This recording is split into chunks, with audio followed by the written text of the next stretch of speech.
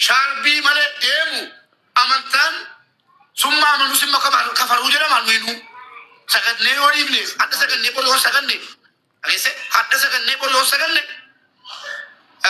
تاريخ الصلاة جرمنا كيسلو جرين كافر دي بنوران دي بنه بيلمنه أشوفنا سيك كريتي كلامي وعليكم السلام وسندنك مبارك أكان جرا جرا الحمد لله وسندنا نجت الرب أوكي أكان بنتي فيا بولي والله أنت وندمي بتام وندمي يا كلم كانت إيش مرحبا يا كم تون كنا أدي بسكاج الكبان سيدي بسين وصوتي لبرتا أوكي أشومان من بنا تنيتي مباركين برجلونو من دورية كنا تكما ما نبتنا جنات من دورية من مبارك من دورية جرى لبسن توقدي لما فا أكا أمانتي إسلاماتي بكا براتا أينمني أنا مباركين أتبت أبان بربادي وفيها بابودر باتي أولغلو إيريشا من أولغلو ركو ساي متاول يوركو لنا كباتن وتوانا تيمو كبانو من نرتبنا تاني الربا جلت الغارتو كان نرتب لبسون إنجوا أنا كنا موانا بربادي يونجدي إسا ستيبلا مفاقوتي أما في تدنغا كانوا مابدي غاريدا توكوفا دبادو توكوفا سولي نتوركي كابو يدان في نتوان eenyutu waan kan elaa babiibii kiyya eenyutu waan kana sirratti labsee eenyu si arrabsiise kana qofa natti jalqaba. Keewwatu feesbuukii irratti nama maxxansee maqaa koo mubaarik musammaa jedhanii beeshin na godhanii nama maxxansan shariyaan islaamaa kan lafanii. Meemee fidi natti agarsiise. Kunooti. Abdii bitaachoo ammaa watti gadi dhaggeeffatu gurraacha dhageessu.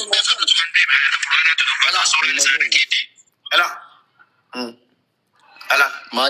Maal jedha suufichi nuu dubbisime.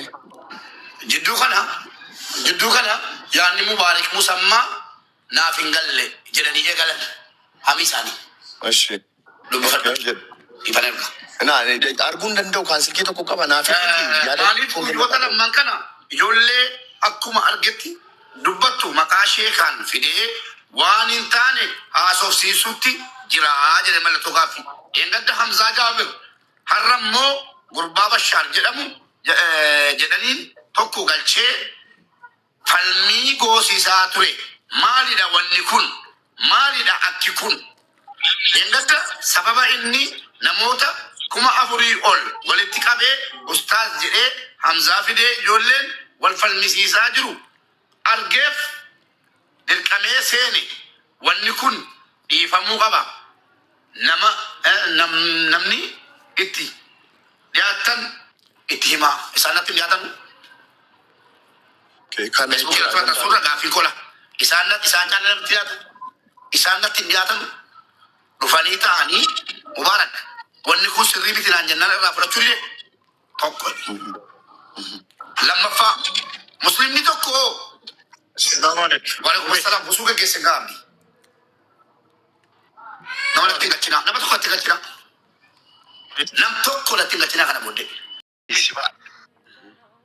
Ela ani riyaa keeti obboleessa keeti biro an akkati dogoggortu hin barbaadu akka namni haqa kee dabsu hin barbaadu biro wallaahi an yoo barbaadde amman gadi ba'ee isaanitti bilbilaan ustaaz awwalitti garuu tokkoffaa maqaa kee ati bar biro ana caala nama sirriitti qaraa abbaan kee seenaa abbaa keetii an rabbi cafee jannataa keessaa ciibsu lakkoofsan qabu lamaa inni musammaa yaasin abbaa keessiif qabarsiisan wallaahi abbaan kee nama masgida kaddamuudhaan beekaman nama guddaadha. Gaattiraa keessatti namni hin beekne hin jiru. Amma beektu nama barsiisu dirqama qabdaa yooti amantaarraa. Garuu si'iin akka nama amantaa hin beekne gochuun dogoggora. Garuu ati akkati na jalaa hin dogoggore kanan barbaadu nama gurguddaa akkasii kana nama amantaa islaamaa nama gara amantaatti nama fidu kana eeggadhu naa gaafadhaa hidhi uummatatti maddu malee jecha hin taane hin fayyadamin gorsi goonni guddaan. Please hin gaafannu. Amma jecha tokko hin taane hin fayyadamne. Ammas hin fayyadamin. Jecha hin taane hin fayyadamne tokkoffaa usuu waan madde. Usuu waameen usuu akkami jedheen gaafadhe. Lakki namni amantaa barsiisu keessattuu jedhe. Hamiin isarraan eegamu. Itti seenanii sitti dhufan yookiin osoo waamanii si'iin yookiin yooti diddi keessaan mubaarak waan akkasii sirrii godhe. Wanta godhe immoo sirriidha bara.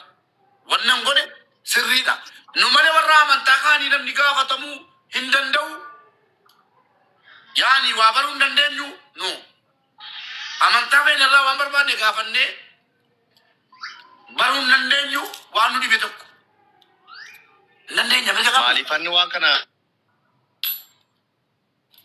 Maalifani waan kana si dhowwaa jira mubeekiyya of eeggannoo barbaada wanni kun baay'ee of eeggannoo barbaada bilbila tokkotu naa bilbilamaa jira bilbilicha rifachiisaa wayitii dhimma kanaa wal qabsiiseeti amaanaa duuniyaa kiraa mube afaa ilaa dhiigni kee hadhaadha ajandaa wayii kanaan kabbaarnu dhimma amantaa ulfaataadha anu obboleessa kee si dhowwaara nama tokkoon waan jedhin siin jedhani miti akkana naan jedhani maali badiin koo islaamummaa keessaa na baasaa jedhe badiin kee iddoo kamitti gaafadha akka abbaatti isaanii jechuun waan kana gaafachuun koo islaamummaa keessaa badiin koo maali jedhii gaafadha ammaaf amma waan itti deemnutti waan kan godhe please mama bayan kanu Indaga, assalamualaikum. alaikum assalam Jirti mo ba? jirra maalirraa dubbataa turtan Ana can jira yeroo san maaltu jedhan ol nagalchanii hin taa'e. Waa'ee keetirraa haasa'utti jira natti fakkaata. Dhimma waa'ee viidiyoo Hamzaa Sheekh Jaabirii mana kan kee kanatti haasesan guyyumaan mana kee ol seenessanii isaa guyyuma Hamzaan haase. eeyyee Bakka tanarratti yaada dubbachuu barbaadeetan jalqaba irratti ati Hamzaa hin yaamne akka nama tokkootitti Hamzaan bakkuma fedhe seena bakkuma namni hedduun jirutti seene mormii godhuu yookaan yaada haasa'u danda'a. Achirratti tariyoo ati haasa'u san keessatti Hamzaan akkana jedha. Aboo rabbiin manaa manni mul'ata rasuulli kamti rabbii arguu danda'a yoo hajettu taate lakkii muree keenya.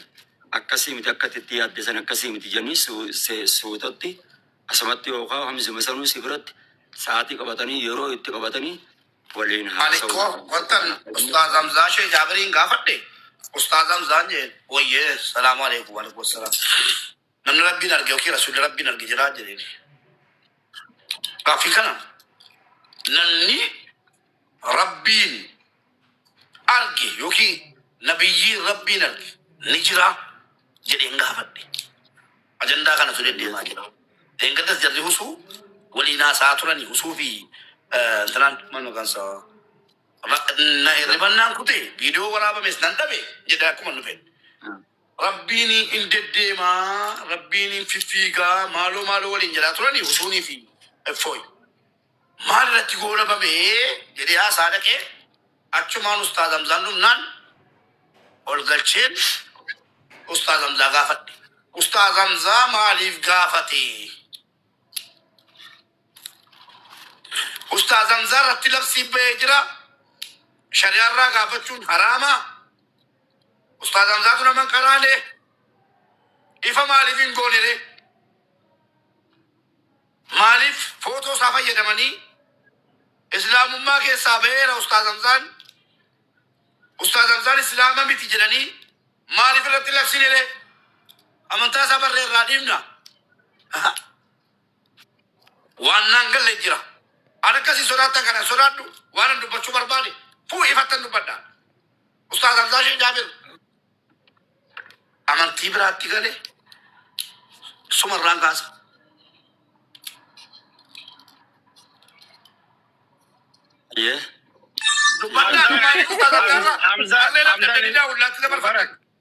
Hamzaan inni nu ajjala jira isuma gaafadhu amantii isaa inni ibsuu danda'a. Amma dubbadhu. eeyyee Okay, laal Mubaarak maal jedhe beektaa ati gaaffii gaafachuufis mirga qabu. Yoo bakka Hamzaan itti dogongoree yookaan dogongora sitti himu taate siiloluu osoo hin taate Mubaarak Hamzaan dogongora sitti hime akkanaaf akkana jedhanii. Naasirreessuun hin laaffatu. Naasirreessuun hin laaffatu. Wanni Hamzaa sitti hime dogoggora jedhanii ta'anii Hamzaa wajjin.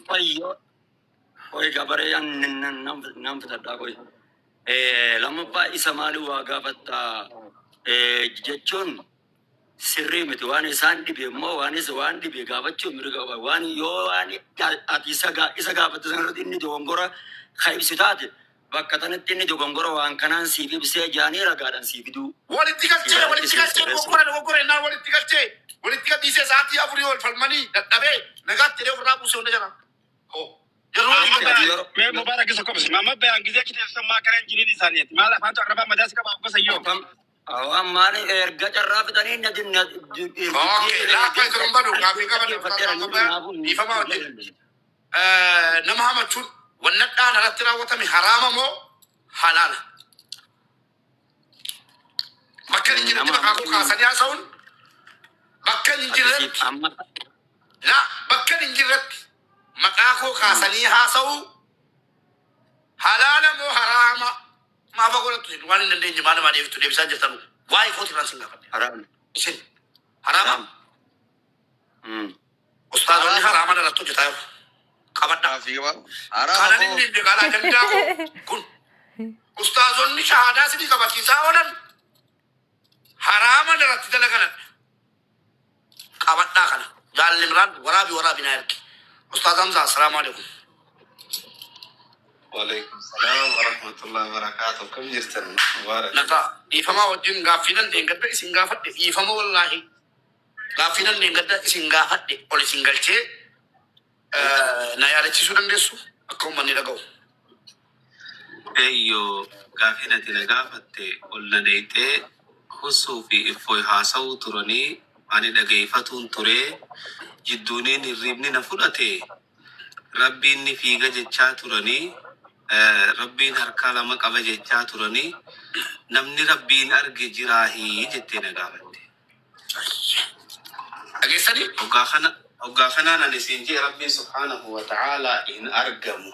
Rabbiin ijji teenya arguu hin dandeessu. Qur'aana isaa keessatti dubbatee laa tudrikuhu al-absaar wa huwa yudriku al-absaar. Addunyaatti baana Rabbi isaatu nama haasa'u jira. Ustaaz Maamma Bayaan dhiifamaa wajjin nootii qabadhaati waan an gaafadhe irraa Ustaaz Hamzaa waa ana miti wasii kooti dhibban sodaatu. Anaa mubaarakii kanaa miti wasii kooti dhibban sodaatu. Hin beektu sinis. Waan an gaafadhe adubbatan.